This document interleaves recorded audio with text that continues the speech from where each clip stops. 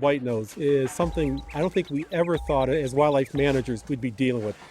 And it's huge. It's a condition that's affecting hundreds of thousands of cave bats in the Northeast. And it's the fungus that grows on the bats, often near the muzzle, hence the name white nose syndrome. And for some reason, the bats are burning up all their fat during the wintertime and literally starving to death before spring when the insects are out and they can replenish their food supplies. And the ones that survive the winter with white nose can actually come out of hibernation and make some recovery. Their body temperature's up, their immune system's going, they can fight off the fungus, but there doesn't seem to be any immunity. When they go back into hibernation again, they're just as likely to get white nose. And for as long as we have the right conditions, cold caves with hibernating bats, there doesn't seem to be anything that's going to stop this from spreading. There are 45 species of bats that live in North America. About 23 of those are hibernating species, so they would all be susceptible to dying due to white nose syndrome.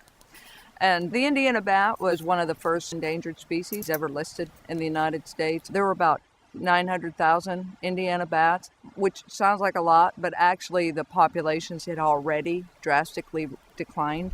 And then around the early 2000s, we actually started to see some modest increases in the populations of Indiana bats. And then, unfortunately, that's when white nose syndrome came into the picture. And now we feel like we're really just fighting to keep these bats from extinction. There were 4 sites in New York where white nose syndrome was first identified 3 winters ago. Bats were flying outside in the daylight in the middle of the winter, which are dead bats essentially. Now, this winter, it's in 9 states in the Northeast, and so we do feel it will show up in the Midwest as well as moving into the Southeast. And so here in the Midwest, Indiana bats are in their largest numbers, and most of the sites are in a pretty small area. So once white nose syndrome would reach Indiana, it would spread through our bat populations pretty quickly.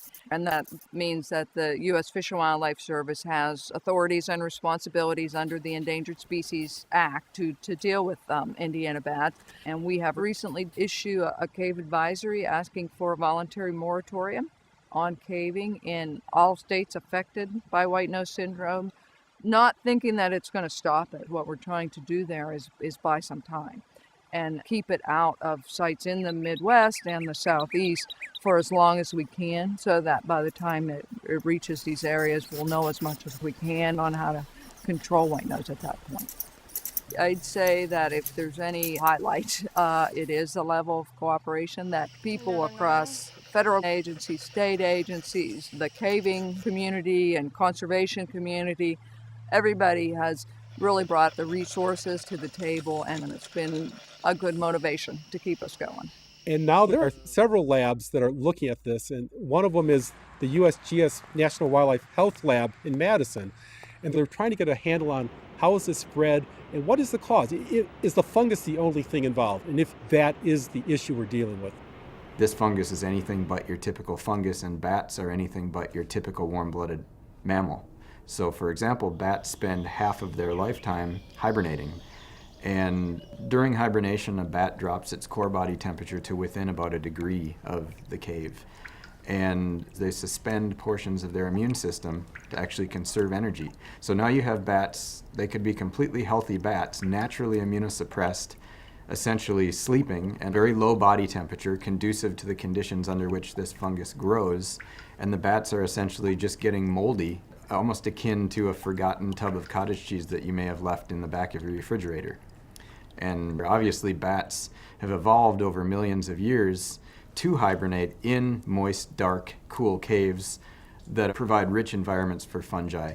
But what we suspect is that this fungus has recently been introduced into caves and is now causing this problem in bats, which are a naive host and essentially a very good source of growth medium for this fungus. We do have groups working on different potential control strategies, but I fear that the reality of it is that it's very difficult to control once it's out of the bottle in a free-ranging wildlife population. If this was bird flu and this was a poultry farm with 1 million chickens, a 10-mile perimeter would be drawn around that farm and every chicken within that perimeter would be killed. The farm would be disinfected using means that would be wholly inappropriate for caves, because if we try to kill a pathogenic fungus, we're also killing all of the other fungi and bacteria that are part of the healthy microflora of that cave.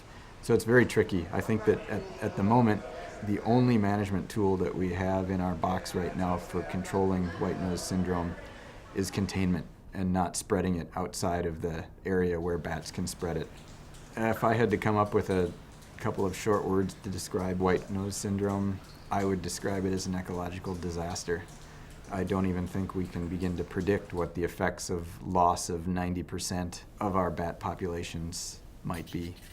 So I think in the long run, if we lose most of our bats, that we'll be losing the major predator of the night flying insects out there. And we're looking, at this point, Fish and Wildlife Service estimates 400,000 bats have been lost to white nose.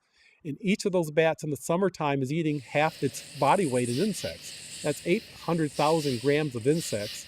So, I mean, we're talking many tons of insects each night. In addition to what happens outside of the cave if we lose the bats, what happens inside the cave if we lose the bats? There are whole communities of animals adapted to living in cave environments that depend on bats in a lot of cases to bring nutrients into the cave. If we lose a large enough population of our bats, it may reduce the amount of organic matter that's being brought in by these bats. So there may be other critters that are affected. Some of these are very rare, found in 1 or 2 caves in the world, and they could easily be lost. Over 400,000 bats have died since white nose hit. 25,000 of those have been Indiana bats. And so when you have a federally endangered species and that many are dying, it just goes to the core of the mission of the Forest Service to do whatever we can to slow the spread of the transmission of white nose syndrome until the scientists can find out more about it. What we're looking at is possible cave and mine closures to find out the answers to what's causing it.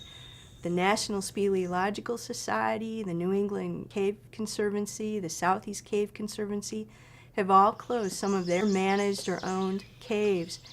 And the caving community is very supportive of the efforts to slow the spread of white nose syndrome and to give us a chance to find more out about this fungus and the disease. It's just, I think, a good indication of what happens when you bring something foreign in that the ecosystem's not set to deal with. It's something that throws things out of balance, and eventually there'll be a new balance. That new balance may be we've lost a lot of species of bats before things settle out, or it might be we have much reduced populations of bats. This obviously will not be the end of the world, but it's going to change the world.